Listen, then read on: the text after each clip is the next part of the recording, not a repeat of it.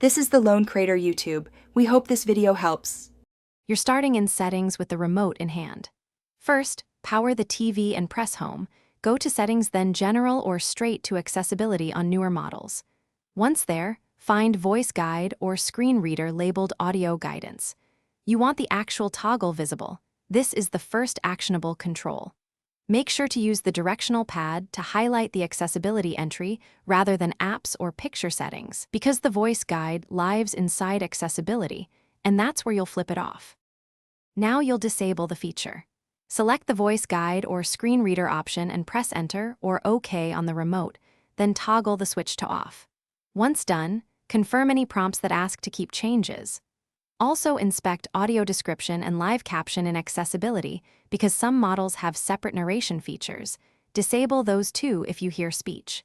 If your remote supports voice control, avoid speaking the wake word until you finish, since that can re-enable spoken feedback.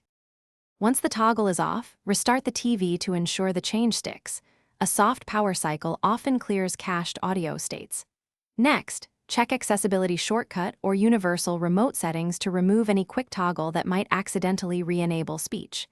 If you still hear voice prompts, update the TV firmware, and if needed, perform a soft reset through support self-diagnosis. Troubleshooting tip: if voice continues after updates, unplug the TV for 60 seconds to fully. Thanks for watching. Consider subscribing if we helped you.